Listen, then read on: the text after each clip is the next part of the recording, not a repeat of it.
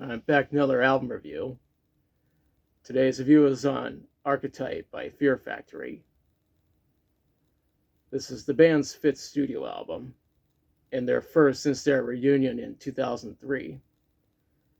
However, Dino Cazares was not present for this iteration of the band due to a falling out between him and Burton C. Bell. So Christian Oldwolvers handled both guitar and bass, though Byron Straub was the band's live bassist at the time. The album was recorded at Rumbo Recorders in Canoga Park, California between October and November 2003, and it was self-produced. The mixing was done by Greg Reilly at the Green Jacket in Richmond, British Columbia in December 2003. The executive producer was Mike Catane. The engineers were Jeremy Blair and Ken Marshall.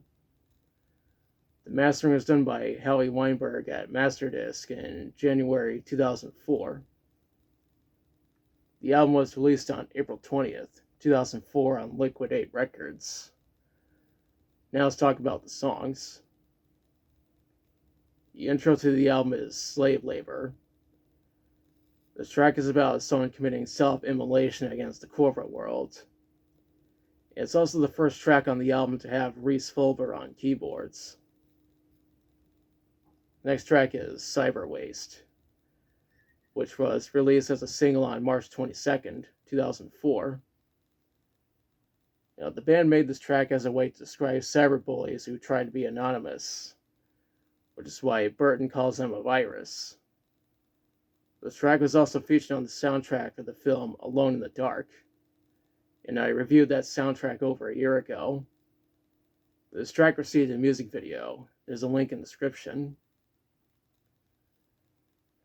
After that is Act of God. Honesty and heresy are mentioned in the lyrics. That's followed by Drones. The technician for this track was Steve Tushar. We follow up with Archetype, which is obviously the title track, and was released as a single on April 19th, 2004.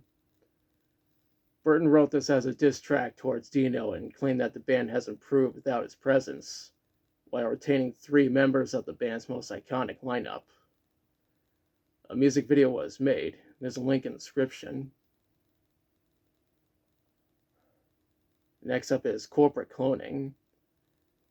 I think this track was made to criticize the music industry, unless I'm mistaken. One thing that's for sure is that it's the second track that Reese performed on. Up next is Bite the Hand That Feeds, which was released as a single on December 7th, 2004. The movie Saw actually featured this track, and one of the versions of the DVD includes the music video as a bonus feature. A link to the video is in the description. This is also the third track to feature Reese. Right after that is Undercurrent. I think this track has something to do with drowning. The following track is Default Judgment. Steve Tushar was on keyboards for this track. The track after that is Bone Scraper. Here's one of the few tracks on the album to not have any keyboards. The second to last track is Human Shields. I think this is supposed to be an anti-war song based on the lyrics. The outro for the album is Ascension. It's also the last track on the album that Reese performed on. One thing I need to mention is that the limited edition includes a bonus track, and it's a cover of the song School by Nirvana. The original version of the song was in the grunge genre, but I think Fear Factory did the song justice given the fact that they were mostly industrial metal and groove metal for this album. Also, Burton did appear in the music video for Smells Like Teen Spirit.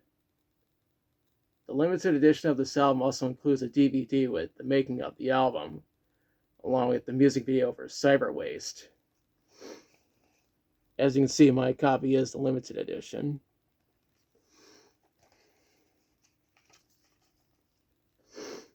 And you can see it's got the CD and the DVD right there.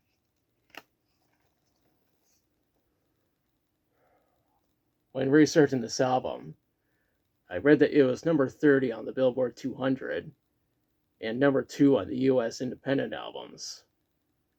From what I've seen is that the album mostly received positive reviews from critics, even though AllMusic just thought it was okay. Now for my thoughts. I think this is a good album. Despite the falling out between Burton and Dino, the band still managed to persevere and make this album. It's also their first studio album that isn't a concept album. Although it's not their best album by any means, I still enjoy it for what it is. Overall, I recommend checking it out, especially the limited edition. However, the limited edition is hard to come by, even on Discogs. Dino Cazares said on Twitter that this album is not going to be reissued since he didn't perform on it. And now's the part where I question you. Have you listened to Archetype? If so, what do you think about it? What's your favorite song from it? If you have this album, which version do you have?